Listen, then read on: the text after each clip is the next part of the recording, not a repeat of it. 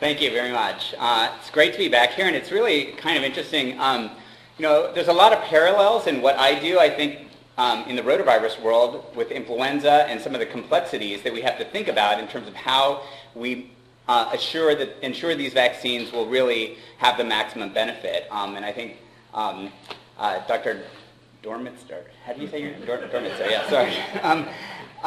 Really covered some of those issues well. They go from the issues related to the virus and the strains we use, as well as the sort of population dynamics of the immunity and the history of immunity in populations, as well as host factors and how we respond to the vaccines. And so there's a lot of complexities with some of these new vaccines that we didn't really have to face in the past with some of the old vaccines, and I think you'll see some of that here especially.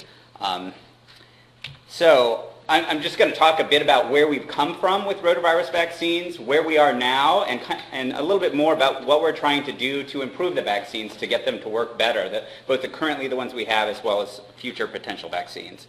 And I'm going to really focus a lot of the discussion on rotavirus vaccination for infants in the developing world in low resource settings, because you'll see that's really where the burden of mortality is for this disease.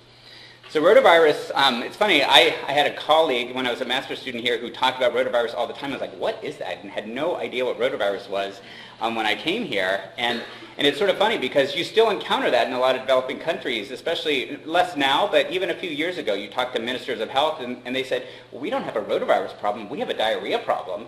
But they had no idea what rotavirus was. So there's really a lot of data that's been collected over just the last few years of really how important this virus is in causing disease globally. We've actually had a lot of data from the US for quite a long time and other developed countries on how important this is. It was in 1973 that the virus was really first described by Ruth Bishop using electron microscopy. And since then we've really discovered, as I mentioned, that it's a very common virus. It causes acute dehydrating diarrhea in mostly infants and young children. The peak incidence is really in early infancy and early childhood. Almost every child in the world, including every person in this room, has been infected by the age of 2 or 3 years and continues even to be infected, although we don't notice that so much, partly because the first infections are generally severe and symptomatic, and later infections tend to be less severe, partly because of previous immunity, and that helps reduce the clinical symptoms. So let's move on. So I kind of thought this was really important. I moved to PATH in Seattle actually to work on rotavirus vaccines, and I had no idea that my advisor of many years here in Michigan had been involved in some of the very earliest studies of rotavirus burden in the US after it had been discovered and the first tests for detecting this virus were available. And Arnold, along with Jim Koopman, who isn't here, I haven't had the pleasure to see him this trip, did some work in the Tecumseh studies, really looking at the burden of disease there in children. And these studies are still quoted as some of the first data in the US. And so I think it's really great to sort of see how a lot comes back to Michigan as being really a pivotal initiator of work in infectious disease and on future vaccines. So as I mentioned, this causes dehydrating diarrhea. The rotavirus infects the enterocytes at the tips of the villi in the small intestine. It causes a really denuding of those villi, and therefore children can't absorb water, and it also causes damage, and you have fluid leakage, and so there's this extreme watery diarrhea and that's really why this is such a serious disease. If you get dehydration in young infants and you can't get them rehydrated, partly because young infants won't just drink when you tell them to. If they get really dehydrated, they'll get comatose and have cardiac circulatory failure and die. And that's actually extremely common. When you're a mother in the developing world and you have 5 children you have to make dinner for, and your baby who's been very sick suddenly gets quiet, you think, oh, well, maybe they're getting better. I'm not going to walk with that baby 20 miles to the health center to get IV fluids for this child, assuming they even know that that's what they need, and that child dies. So it's really a huge burden. And some of the work that's just been done in the last decade really to help understand that burden has really determined that about 450,000 deaths occur each year, or had before vaccination became more common in the world. You know, in the US, before vaccination started, maybe 10, 15 children died a year from rotavirus vaccine in the US and Canada, or from rotavirus. And in the developing world, it's just a huge number comparatively. And this really is about access to care. So this disease is a disease of inequity, really, because, again, every person in the world gets infected early in life. So I think this is really a great public health story for global health, rotavirus vaccination. Interestingly, when we just look at cases of diarrhea that appear to the hospital, if you test for rotavirus among those cases, about 40% on average, especially in the developing world where the burden's so high, are positive for rotavirus. And rotavirus is really, therefore, the major contributor of diarrheal illness that is presenting to these hospitals. And hospital cases generally are more severe than mild diarrhea, which doesn't make it to a hospital. So rotavirus is a major contributor there. You know, there was a lot, that data is very helpful, but people didn't really understand what the rates of disease were and how that compared to rates of other pathogens causing diarrheal disease. And so a major study was done by the University of Maryland with Gates Foundation funding in multiple countries in Africa and Asia, 7 countries. And they really proved that rotavirus is the #1 killer of children, causing severe, moderate diarrhea. And you see here, the top bar, this big bar here, that is the rate per 100 child years of rotavirus, far higher than any other pathogen that they measured. And then even in the second, and this is just in infancy here, in the second year of life, it's still the highest. And in the after 2 years of age and up to 5 years of age, it's not #1, it's #2, but it's still up there. So we know that you know, it's very important in infancy, but I think people didn't really know for sure in the older ages how important it still was. And so in terms of diarrheal disease control and saving lives, this is Bill Gates' #1 priority, rotavirus vaccine. So it's really great that he's really had a focus for a long time in supporting work to make sure that we can get vaccines to children and make sure the vaccines work. To go back to some basic virology here, rotavirus has, I'm not going to describe everything about it, but it has 2 key proteins. One is a glycosylated protein and one is not, but 2 surface proteins, one coded by the BP4 gene, and we call this the P type, and then the BP7 gene, which is G. This is a glycoprotein on the surface. It's a target for neutralizing antibodies of the immune system. This is a protein that has many functions, but mostly involved, or primarily involved, I would say, in cell attachment and penetration. It also is a neutralizing target for the immune system. The way we describe rotaviruses, and there's many different sort of strains, are based on these P and G types. And it can be a little complicated to people who haven't worked in the field because we sometimes talk about genotypes and serotypes, and they're actually not the same. For the P genotype, there's actually more genotypes than there are serotypes. So you can describe genetically different VP4s, but if you actually looked at the types of neutralizing antibodies that are produced in the serum, there's fewer types. So meaning some antibodies will neutralize more than one type of the BP4. So it's not a 1-to-1 match. But for the Gs, it generally is. And we have 27 G types and 37 P types. And if you, along with all the other possible types of other genes, there's estimated to be like over 500 million possible combinations of the genes to give you different rotaviruses, but you actually don't see that many. You actually see relatively few, at least of the P and G types in humans.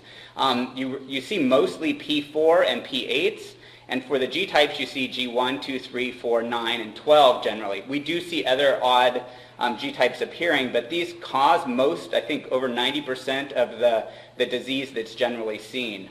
And so when you put them together to describe a strain, we talk about the G and P. And the reason that the P has has this bracket is this describes the genotype and this describes the serotype. So the G doesn't have that. So when people look at these Gs and Ps, I just want to make sure people understand that because it is somewhat important for when we talk about the vaccines. So how did we get a rotavirus vaccine? Well, early on, people made several different observations, and one was that if you are infected with rotavirus, as I mentioned, the first time it's quite severe, but subsequent infections with potentially different strains are less severe. So they saw that there was possibly some cross-protective immunity, but they saw that mostly the neutralizing antibodies were homotypic, or meaning to the specific G or P type that the virus had. And they also saw that they sort of hypothesized that because of these observations of protection from natural infection, that infection with a live vaccine virus or live virus vaccine would be mimicking more that natural protection you were gaining. And so they thought, let's try to make vaccines that are live, not killed, for this disease.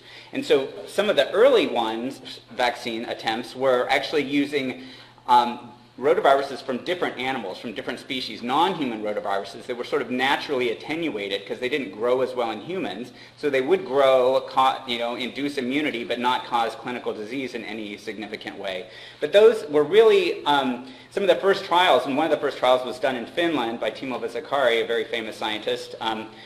And it was a bovine strain. It didn't work. It worked well there, but when you took it to other places in the developing world and other contexts, it was very iffy on how it worked. And so Al Kapickian at NIH really had this idea, well, let's try to make a reassortant virus in the vaccine that maybe has the attenuated properties of the animal rotaviruses, but has the antigenic characteristics of human viruses. So that was really then the next step, setting the next stage for vaccine development, and really where things are or went from there are still kind of where we are today with many of the rotavirus candidates that we have. So what they did is they mixed or co-infected, and I don't know all the details of the virology off the top of my head, but they co-infected cells, I think, with bovine and human rotaviruses, had reassortants that they then selected for that would have properties, as I mentioned, of both. And one of the first, and this is a vaccine that's licensed now, for instance, but one of the first reassortants they did was actually a Rhesus monkey rotavirus and a human reassortant strain. And that vaccine actually went on to be licensed in the 90s and was being used in the US until a very important but rare safety signal appeared. And that's called intussusception. I'll just talk about that briefly in a minute because it's still an important safety event that we look for. That vaccine, because of that safety event, was actually withdrawn from the market by the manufacturer after the U.S. Advisory Committee on Immunization Practices made a recommendation to not use it anymore because of that safety event. So another animal human reassortant is this bovine human reassortant that I mentioned, which is licensed by Merck as Rototec. And I'll talk more about that too. So this safety event that's really important, I think, as people hear about it but don't necessarily know what it is, it's a very interesting kind of event, and I don't know that we fully understand the sort of pathogenesis of this or how it comes about, but some people think it's related to changes in the lymphatic tissue as a result of inflammation from infection from some of these attenuated rotaviruses. But it's actually a telescoping generally of a portion of the small intestine into the large intestine, into the colon. And it can cause, even though you could potentially still get passage of stool through there, generally it pinches off the blood vessels. And then you get a necrosis and a strangulation of the bowel, which then causes a rupture, and you get sepsis and shock, and it can lead to death if not treated, and it can be quite serious. It can resolve on its own, and it's also something that happens naturally in infants. In fact, it actually happened to me when I was a teenager, and I was rushed to the emergency room. It was I didn't even know what it was at the time, and I was sort of fascinated later to learn that it happened from rotaviruses as an adult. And it happens at different rates in different populations, which makes this an interesting problem when you start rolling vaccine out across different populations of the world. So, as I mentioned, we have a reassortant bovine human vaccine made by Merck. It's a pentavalent vaccine that has G1, 2, 3, 4, and the P8 in it. I'm not going to go into too much more detail on that at the moment. But then we also have a different type of vaccine, actually, and and the whole history of this is a bit complicated, but we realized that there were children being infected with strains of rotavirus, and they weren't getting infected or clinically ill. And so we identified sort of naturally attenuated rotavirus strains, and so some work was done to passage rotavirus to try to make it naturally attenuated and develop a vaccine. And one of those is the Rotarix vaccine made by GSK. And so that's just a monovalent vaccine that contains the G1 and the P8. They're licensed as different dosing, which is sort of important as well for public health in the developing world. They're both orally delivered to the mucosal surface in the gut, and they have to pass through the stomach acid to get there for infection. So that's a concern. And how do you get that virus still viable into the gut or into the bowel? And because of that safety signal of intussusception, these were some of the first trials ever done for licensure that were not powered to determine efficacy in preventing the disease. They were powered to determine safety. And so they included nearly 70,000 participants, with the primary outcome being safety to rule out intussusception as an event. I'm not going to go into it too much more, but we've actually realized, even though they detected no safety signal for intussusception, we've later realized in post-marketing surveillance that there is still some very low rate of intussusception associated with these vaccines, and possibly different for the two vaccines, because they do have some different replication characteristics. We don't know that for sure, but it's something we're monitoring quite a lot. Generally, they view the risk-benefit ratio of prevention of severe disease as so much higher than the risk of this very rare event for these vaccines. And so they're still on the market today and still recommended globally. These two studies were called Papers of the Year by the New England Journal of Medicine when they came out, because they were such amazing pivotal studies done in multiple sites across the world. And really, the potential, again, to prevent severe disease is so critical. And as I mentioned, rotavirus really is, the burden is in the developing world. If you look at the US, we have very, very few deaths before vaccination. But the rates of mortality are really, again, about inaccess to care. And you see that in sub-Saharan Africa and South Asia and some of the poorer countries. So huge rates in some of these populations. And because of the population of India by far accounts for the majority of deaths on the planet. And so getting a vaccine to the population there is really critical. And one of the things, too, is even though you can treat diarrhea multiple ways, and you can also improve sanitation, the improvement in sanitation generally doesn't work so well with rotavirus, because it's such a ubiquitous, very easily transmitted disease that improvements in sanitation water quality alone really do not have major impacts on the course of infection that we can tell. I mean, certainly they probably do, but not to the level that we need to control the disease. So at the time in 2005, based on sort of accumulating data, the forthcoming licensure of the Rotarix and rotavirus Rototech vaccines, WHO's advisory committee, sort of like the policy committee that CDC has in the US, the strategic advisory group of experts and external committee said, we're not in a position to make a global recommendation for use of these vaccines because we don't have efficacy data that they'll work in these really poor countries. And again, because they're live attenuated vaccines, they have to get into the gut and infect and stimulate immunity that will protect. And there's a lot of challenges to that. We know from oral polio vaccines that children do not respond well to some of these orally delivered vaccines. And so because of that, they said, live oral vaccines may not work in these countries, and we need to see data before the world spends billions of dollars buying these vaccines to deliver them. So that was really the impetus in 2005 for urgently generating efficacy data in Africa and Asia. And at the same time, they also said, countries can go ahead and start introducing these, or should, where they've got evidence that they will have a public health impact. So the countries in US, Europe, Latin America that were all involved in the trials to get them licensed, there was evidence that they will work in those more developed settings, and so there was a recommendation to start implementing them there. So I just want to sort of give an aside for people who don't work in the vaccine world and sort of discuss, well, how do low-income countries get access, especially financial support to get these vaccines, which are going to be quite expensive when they're licensed generally. And I think it's important for people who don't know this, that this is a really relatively new sort of mechanism in the world. In 2000, basically, Gavi was formed, and it was under a recognition that in the developing world, so many children had no access to vaccines, and that many children who were getting vaccines were still under-vaccinated.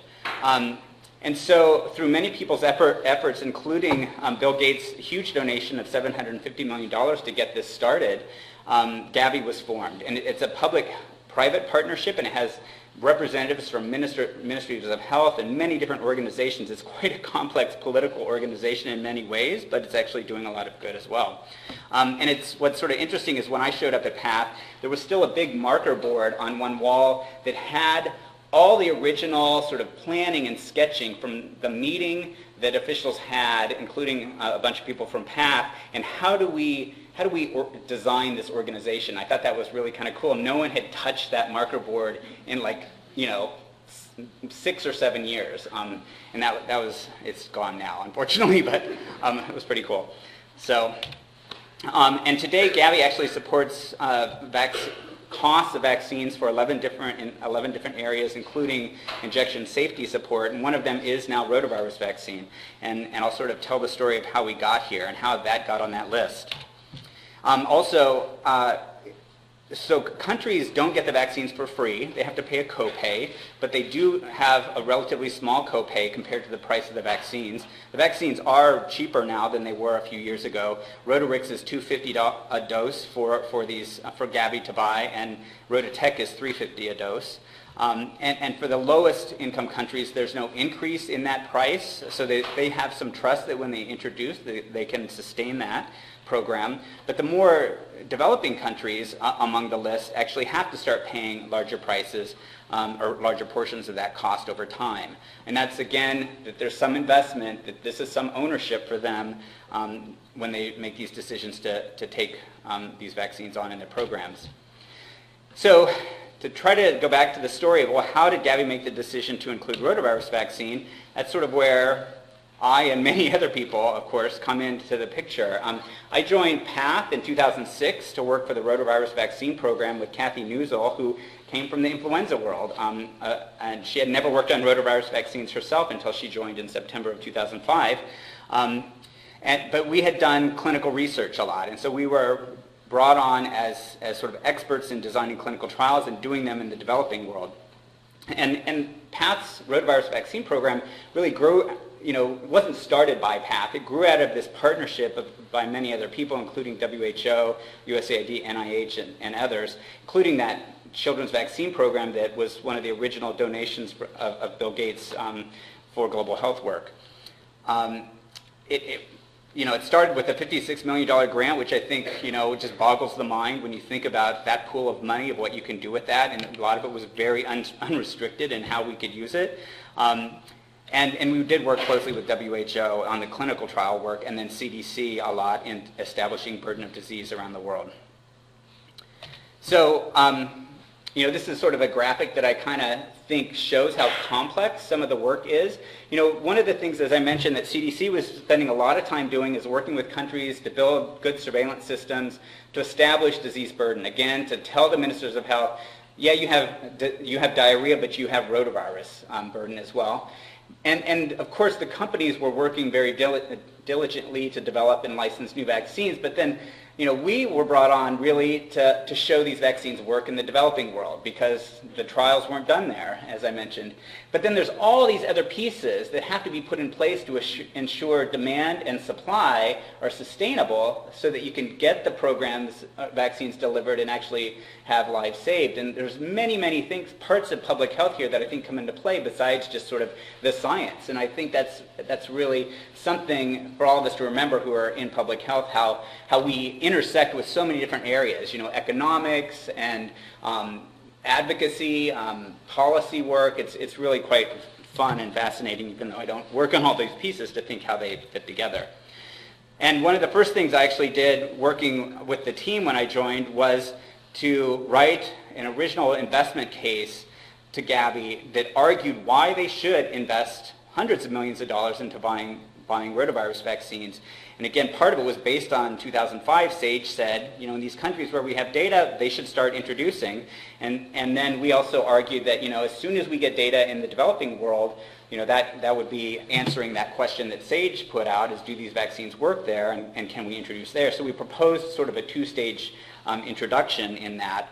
And that went to the Gavi board in November of 2006 and was accepted to start opening funding windows for countries to apply. The blue countries are the only ones that could apply in 2007, as soon after that, and it wasn't until 2010, after we would have clinical trial results, that all the rest of these countries would be able to start applying. And so, we looked at our mission every day is that babies are dying every day in these countries, and we're not just sitting around like doing interesting research. We have a goal to save lives, and I think that was really kind of exciting to be part of that motivation, that there is something we can do, and we have to keep working every day to get there. So how did we get there? We had to design clinical trials that would answer this policy question. A lot of us think of clinical trials to get to licensure, and we sort of forget that experimental research, clinical trials are a subset of epidemiology, because we learn a lot about observational epidemiology here, and I think a lot of people who are at pharma, who haven't come from epidemiology or schools of public health, sort of forget that this is epidemiology at work. And one of the best quotes I've ever read about clinical trials are that once you have a study well designed, which isn't always easy, some of the designs are relatively simple, but not always, the rest is an exercise in good measurement. And all of you epidemiologists know we spend a lot of time in measurement and thinking about precision of our measurements and accuracy. Some things are very easy to measure, some things aren't. And that's something people just think clinical trials, randomized trials are wind-up toys. Like, oh, once we have the protocol done, the rest is easy. And boy, you see mistakes all the time because of that. They don't understand measurement. And I think that is something that I, as an epidemiologist, really enjoy bringing to the table sometimes when I'm talking to people who don't know that. But we had to spend a lot of time thinking about the designs of these. Who really are we trying to target? Are we going to go into a population where maybe we have really easy follow-up of kids? Or are we going to a population that's in remote areas of a country where they're really, really kids who are challenged, malnourished, etc., but the ones who would benefit the most from a public health introduction of the vaccine? And we had to kind of balance all of these factors. Many clinical trials have many inclusion-exclusion criteria. Ours did not. We tried to make them as inclusive of who would be getting the vaccines in the developing world as possible. The the vaccines were already licensed, so they didn't need this very clean population to show efficacy originally. So we spent a lot of time traveling around the world visiting sites that had applied or responded to sort of an RFP process we put out for site selection. And that was actually in the first few months I was at PATH. I was one of the top travelers in the world in my organization. I think in 1 month I actually traveled 45,000 actual Earth miles on a plane. And the good thing is, because I had Bill Gates funding, I could fly business class, and that made it a lot easier. So, and I didn't know that when I got the job there. I was like, oh, I'm going to be flying coach everywhere. But anyway, I do fly coach still, though. Really, I took every method of transportation. I kind of like to joke I have I have a lot of frequent flyer miles, but not as many as Arnold Monto. So for those of you who know how much he travels, and again, as these sites we chose in these countries, are really pretty representative of the developing world. When you look at the quadrant of the distribution of under 5 mortality, most of these sites are in the top quadrant of highest mortality. They're also in areas that have very high adult HIV prevalence and potentially then exposure of infants by the mothers. And so they are pretty representative sites, and we didn't use really high, except for Vietnam, which is in sort of a middle, low income setting. We didn't really use sites that people could say, oh, well, are those really representative of the developing world? Eventually, after several years of work, we published 3 primary studies, one in Africa with Rotarix with GSK, and then 2 with Rototech with Merck, one in Africa and one in Asia. And that was really exciting, a huge team. This is just the few investigators from each site who came. Of course, they had huge teams behind them. I mean, the number of people involved in these studies was really incredible. So it's a lot of fun to work on them. The study of rotarix in Africa, when we published the data, or we got the data back from the statisticians, we saw a 61% efficacy. In the US and Europe, this is 95 to 100% efficacious, this vaccine, against severe dehydrating diarrhea. And so, we were all a bit disappointed to see this because we were hoping it would be higher, but 60%, it's not so bad. And I'll even show why it's not so bad. But when we looked by the two countries, South Africa and Malawi, we saw actually some substantial differences. In Malawi, the efficacy in the first year of life was only 50% versus 76% or 77% in South Africa. And one of the interesting things, though, if you look at the rates of disease, of severe disease that we were seeing, so much higher in the placebo group in Malawi than you would see in South Africa. And so even though you were preventing much more of this box here, the number prevented is less than you would prevent here with a less efficacious vaccine. And this is something I think a lot of people miss when they're like just focused on efficacy numbers. Oh, we want a 100% efficacious vaccine, but this vaccine is going to have, in the developing world, is going to be so much more valuable from a public health purpose than it is in the US.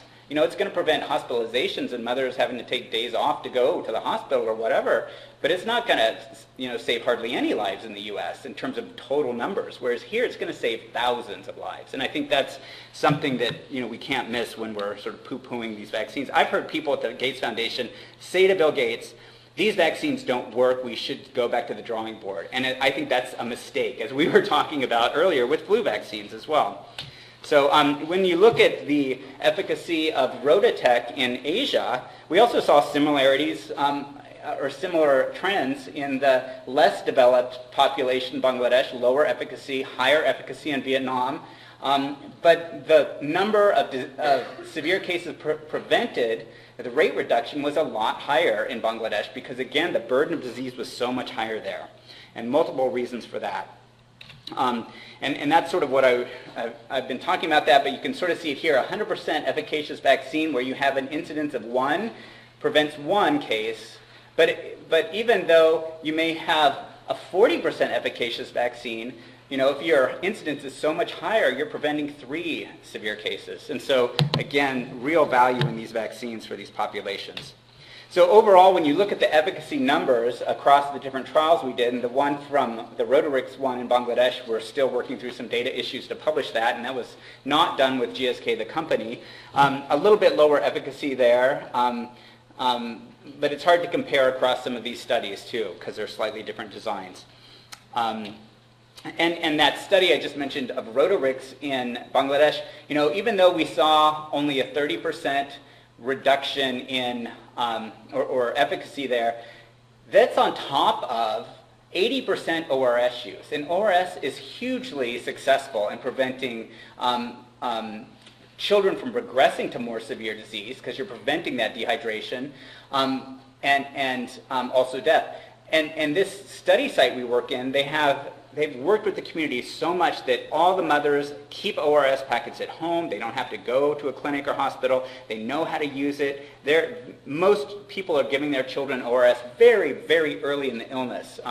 So they're preventing that dehydration as much as they can. And even on top of that, we still had significant efficacy of the vaccine, which again shows the vaccine adds to even these other interventions that are being used and recommended. So meanwhile, while we were doing all these trials, the vaccines were rolling out in the US, some European countries, Mexico, and as some of you know, Mexico was one of the first introducers. It was a major site with GSK in the Rotarix studies, and because of that, and I'm not sure if there was a donation from GSK to get it started as well, but Rotarix rolled out very early in Mexico, and some really fascinating data that's come out in the last couple of years is when they just look at they have a good public health system for tabulating deaths of different causes, and when they look at their diarrheal deaths, this is numbers of diarrheal deaths in Mexico, they saw very distinct winter peaks associated with what we would think rotavirus, but without even testing these cases, as soon as you introduce, to know whether they were rotarix or a rotavirus, as soon as you introduce the vaccine, those peaks just started to disappear, showing some really compelling evidence that the vaccines are having public health impact. And these were also in critical data along with our efficacy data from the trials that got recommendations for global use. And in the US at the same time too, we didn't introduce, with quite the success of some countries, our rates of uptake were rather low at the beginning, and I don't remember what they were in these first couple years, but 30, 40, 50%. Even with low uptake of the vaccine, these children here were the children being followed for the couple years after introduction. The introduction happened right here in about 2007, early. The children who had been vaccinated, sure, you saw their winter peak of rotavirus disappear, but the children who were still too young to have been vaccinated at that point, or too old because they were born out here when the vaccines are recommended to be given and we hadn't introduced yet, even their peak started to go away, really hinting that there were indirect effects from vaccination. You know, if you prevented the kids who were getting sick from transmitting to other kids, those unprotected kids would be protected as well, potentially. And so that was kind of unexpected at the low rates with this vaccine and disease. Also, when you look at the effectiveness after introduction using case control designs in different countries, again, we're seeing really consistent reductions in hospitalizations across different settings. Bolivia is a very poor country, and we're seeing good protection there. We see it for all-cause diarrhea as well. So again, because rotavirus accounts for such a huge portion of diarrhea as an etiology, protecting kids from rotavirus is actually having effects when we don't even know what the cause is. We just look at diarrhea in general, we're seeing significant reductions. And Mexico is that great example I just mentioned for deaths. So based again on all these data accumulating, in addition to the clinical trial data from the developing world, SAGE reconvened and in June 2009 made a recommendation that we should introduce rotavirus vaccines globally. And WHO, you know, SAGE makes a recommendation, but they're not the ones who are sort of the policy folks. It actually has to then go through a process within WHO that takes several months to be ratified and signed off by Margaret Chan. So today we have a full recommendation that every country in the world should be using these vaccines. Not all are yet for various reasons. It should be part of a comprehensive diarrheal disease control strategy, and we should have coverage that's timely. The vaccine should be given at 6, 10, 14 weeks of age in most countries. That's quite early, and assuring that timely coverage, and because you want to get kids vaccinated before they start getting exposed to rotavirus. You want to have high coverage as well. And WHO has reconvened as well to look at some of these issues related to age. You know, if a child doesn't get timely vaccination, can they still get vaccinated at older ages? And that's a lot related to that safety signal of intussusception. Intussusception seems to the vaccine-associated intussusception is a bit associated with getting vaccinated a bit older. So there was some concern, well, if we allow that restriction to be loosened on when children can get vaccinated, will we see more safety signals? And looking at the data, I'm not going to go into the details, they're not so concerned about that. They think the benefits will be so much greater to make sure kids have full coverage. And also, again, related to that safety signal, countries should have some sort of adverse events following immunization sort of pharmacovigilance plan or safety monitoring plan, as they should for all vaccines. And countries should also try to monitor their disease reduction and vaccine effectiveness to know that the vaccine's working in their program. And that's not every country needs to do that. You know, regional data would be helpful in some of these developing countries where they can't necessarily do that themselves. And then today we only have these two vaccines currently available globally. Rotarix and Rototec, and you know there's issues with supply. A lot of countries are choosing the 2-dose vaccine because it seems like it would be easier. It also, there's other programmatic reasons why it might be easier for countries to use. Is it better necessarily? We don't have any evidence that it's better or worse currently.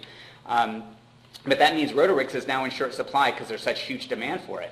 But countries are saying, well, I want to get this vaccine, But Gabby's saying, well, you can't have it yet because we don't have any available for you. Wait 3 years. But we have this one right here. Will you take it? And so there's a lot of issues around that in terms of introduction. I'll kind of skip through this, I guess, just generally from a public health standpoint, and again, reminding ourselves it's not just the science we're doing. There's all sorts of complex aspects to getting vaccines introduced. Financing, the cold chain, delivery systems, what's the plan for sustainability? Is there political will? It's just really fascinating intersection of all these pieces. And then, as I mentioned, some of the requirements for when you do introduce to have safety and monitoring of impact. But another thing is like strain evolution. This is a big question, and it's really a question of interest to Bob Woods. Is he in the audience? I don't know, but yeah. So again, because these strains aren't as distinct as influenza strains are, but they might have some different efficacy. And if we introduce vaccines against certain strains, is that going to put some pressure on strain distribution and changing? We don't really know yet very well. This is the status today of introduction. We have 70 countries in the world that have introduced, and 32 of them are Gavi eligible, meaning these developing countries or poorer countries that need support introducing vaccines. A lot in Asia where the burden is huge. Really disappointing introduction so far in South Asia. I think a lot of us were hoping to see more activity here, not just in the poorer countries, but in the more developed countries, and we just haven't seen it, and there's a lot of reasons for that. I've seen, talk to officials in some countries where they just simply, I think, are misinterpreting data, and it's a bit frustrating sometimes, but again, here's the Gavi eligible countries. The sort of orange color are countries that are approved and will be introducing very soon. Senegal later this month should be introducing. So again, really great to see that. And this, I just wanted to show this picture because this was the launch of Rototech in Mali. That's Kathy Newsel, my boss, who was actually there vaccinating one of the first children in the country. Mali is one of the poorest countries in the world, and to have the investigator there, and that was a trial site, and the investigators pushing so hard for introduction of this vaccine in the country was really exciting. It was really fun to see that. So again, regardless of the real benefit and reduction of disease we can have with a 50% efficacious vaccine, we're still not getting the full benefit realized, and so the question is why. There's a lot of questions around that and lots of possible reasons, and we're trying to sort them out. As I mentioned, one of them could be different strains. So one of the things we looked at in our clinical trial data in the developing world trials were what strains were we seeing there. And we saw a diversity of strains like they never saw in the trials in the US, Europe, and Mexico, and Latin America. Just a tremendous, and these are just the common strains, we saw tremendous, less diversity of strains in South Africa as we saw in Malawi. This is the vaccine match strain, the G1P8, and we thought, well, since this is such a big proportion and they had higher efficacy, could this be partly responsible for the better efficacy in South Africa? Well, when we looked, and the study was not powered to be able to distinguish efficacy by strain, but when we looked by different strains, we really didn't see any glaring evidence that the vaccine was just failing against certain strains. And yes, there's very wide confidence intervals around some of these. The circles are the vaccine match strains, but so far this has sort of panned out in other countries and other situations. We're just not seeing significant glaring loss of efficacy against certain strains. That doesn't mean there aren't by-strain differences, and I think Bob's really interested in this. Could these small differences still be enough to put pressures on strain distributions? And I really think we just don't know enough, and I would like to see more research in that area, so it's kind of exciting to talk to him. So, and this is the strain distributions from the Rototech trial in Africa and Asia. Again, quite a lot of diversity, less diversity in Vietnam, a more developed setting, and so very interesting why that is. Part of it could be just the force of infection and the rates at which immunity is being built up and putting pressure on strains to have the next strain come through. It's really quite perplexing. I don't know the dynamics, but it's interesting. We just don't see that in the U.S. At all. So I won't go through this too much, but I just did highlight, I was very excited about Bob's work, so I put his name in here.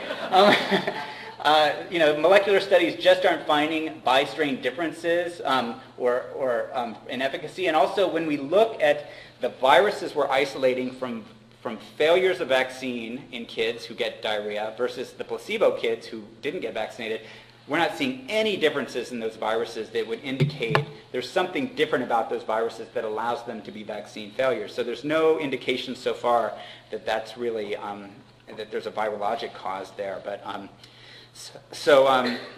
and again, there's natural variation of these strains from year to year, for those who don't know. So we do need to be cautious a bit in attributing changes in the distributions of strains after introduction to the introduction. We don't want to say, well, the vaccine's causing this when, it may be premature to say that. Another thing is, what's the potential of these live attenuated vaccines to be have their potency reduced by maternal antibody? They have to get in and infect naturally, and we see massive amounts of serum neutralizing antibody that are pre-existing in infants before vaccination that are clearly coming from the mother, where the mothers are probably being boosted all the time by exposure to rotavirus, way higher than you ever saw in the developed world. And so there's a real belief that this, and there's studies coming out in different populations, that these high levels of pre-existing maternal antibody, so this is pre-vaccination neutralizing antibody, and you see the neutralizing antibody post-vaccination is even lower. So maybe these children aren't even responding to the G2 because these neutralizing antibodies have taken it out. The reds are the only ones where you see increases, and so again, it's just a hint that maybe we're not getting good responses because of existing antibody. There's lots of other things we're trying to look at to see what we can do to improve vaccine performance. Some of them are programmatic, and some of them are looking at making new vaccines. But children that are getting vaccinated at 6 and 10 weeks of age, they're very young. Their immune systems are relatively immature. We know generally that children respond better to vaccination when they're a bit older. We also know that maternal antibody decreases over time, and so a few weeks could be significant in terms of allowing children to have, or for the virus to pass or infect and be potent to stimulate immunity. Maybe we need additional doses.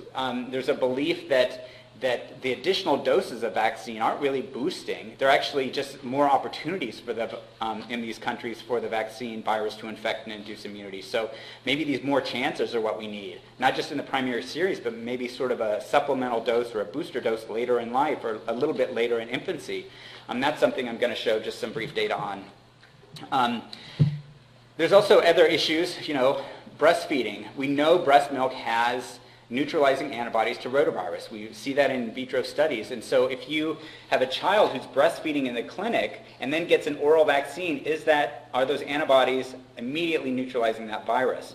Well, we've done a study on that, and I'll show you some data where it seems to be a yes-no kind of question. It's not all that clear-cut. There's also all sorts of other areas of research in terms of zinc supplementation, potentially supporting the immune system and immune responses, vitamin A supplementation, probiotics. What is the microbiome of the gut that could be conducive to allowing that virus to infect?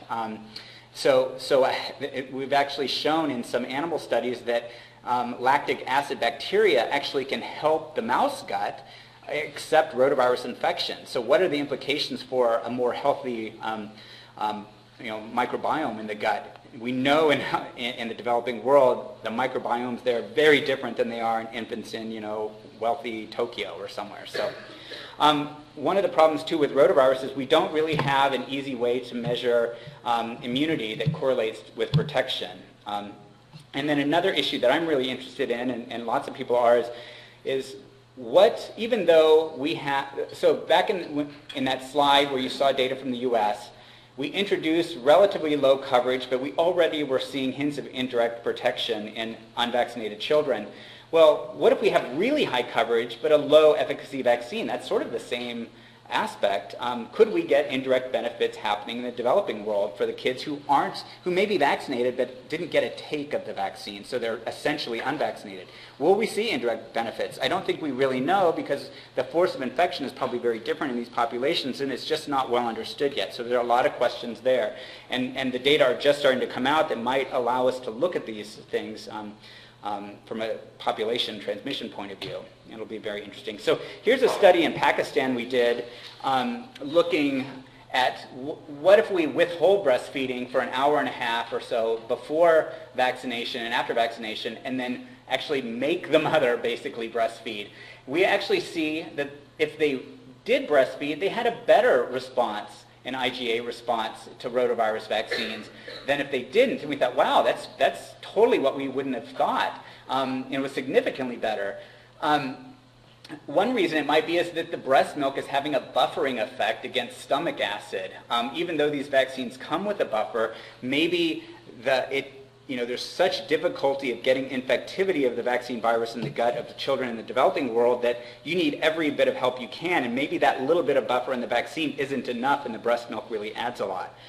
But if we sort of subdivide some of these data a bit differently, and we look at we sort of separate out children who had high versus low maternal antibodies, so serum antibodies they had pre-existing, versus high and low titers of antibodies in the breast milk, we see some interesting things. So if you look at children who had who were getting exposed to relatively low antibody in breast milk, there was really a significant effect of the maternal antibodies here seen. So lower responses for kids who had high maternal antibody. But if they had really high breast milk exposure, it wasn't quite the effect of the maternal antibodies wasn't quite as large. And same if you look at kids who had low serum neutralizing antibodies from their mother, the effect of breast milk actually does show up. That here, children who had low titers of antibody in the breast milk had a better response than children with high. So maybe, yes, breast milk antibodies can inhibit response to the vaccine viruses, but it sort of depends, again, on other factors. And so it's a little bit more complex. And so how do you make a policy intervention when you have these effects intersecting? And it's not an easy question. So another study we're doing, do we have till 2? Okay, just want to make sure I'm looking at the clock. Is that clock right? Or okay, that's okay. Well, then I'll speed through this. So another study we're doing really, and this is something people who work in India know that people give 20 doses of OPV, oral polio vaccine, to try to get a response. It can take a lot to get these children to respond. So what's another dose of rotavirus vaccine? Certainly not out of the range of reasonable possible programmatic use. If we can improve the protection children get by giving additional doses, let's do it if it's feasible and we can get the supply up and the cost down. So this is a study we're doing in Bangladesh that we just finished. I just started a study in Mali. The guy who spoke yesterday, Dr. Nabel, talked about the Ebola trial. My trial was actually delayed because of the Ebola trial by a couple weeks, and so it's a small world. And this is the baseline data in this population. These kids were all vaccinated at 6 and 10 weeks, and only 50% of them have evidence of antibody at 9 months of age still, and they still have another couple years of exposure to rotavirus. So when we vaccinated, and same with IgG, when we vaccinated, we go from having, and this is the 2 months later time point, this is just among the kids who had no antibody. Suddenly we can get at least half of those kids who had no response to have a response now again. So there's clearly proof of concept that additional doses will help this population. The question is, what does it mean clinically when we don't know what antibody levels mean for clinical protection, because there isn't a correlate of protection for this disease with serum IgA. There might be with mucosal IgA, but that's not easy to measure. I'll just skip this. So there are many other, as I mentioned, rotavirus vaccines being developed out there. A lot of questions are right here, will they be safe? How will they compare? Will they be better, more efficacious? Will they be easier, less easy logistically to use? Lots of questions. India just licensed its own vaccine. It is extremely difficult to administer in a crowded public health clinic. you have to give a buffer to the child and then tell them to wait over here for like 10 minutes and then go and do something else and then find that child again and then give them the vaccine. Like, that is not feasible in lots of places. So unfortunately, that's just the way it is, and they're trying to fix that problem, but right now they have to face that, and programmatic issues like presentation of the vaccine are very critical in these places where, you know, it's just not a one-on-one doctor-patient relationship where you have all the time in the world to sort of figure that out. Here's some of the other vaccines, live vaccines being developed. I'll kind of skip through them, but there are other live attenuated vaccines. They're all going to face these same problems, basically, of why aren't they working as well in the developing countries, because none of them are 100% efficacious. There are other non-live vaccines being developed, and I won't go into these in detail, but they have their own issues as well. So, and then, again, as I was mentioning a little bit, not only how do these compare, but how do you test them?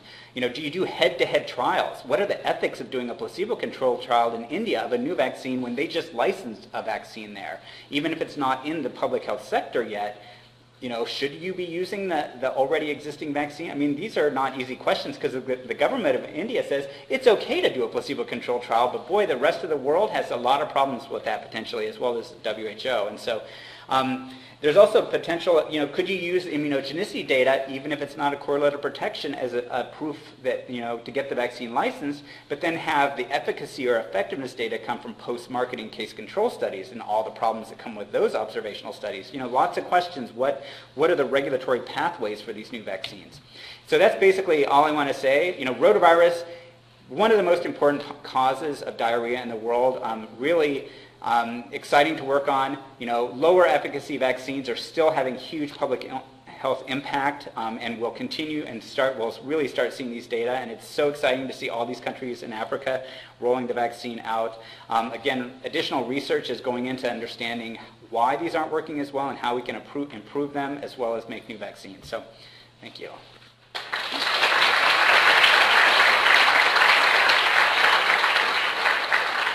Got time for maybe 2 questions?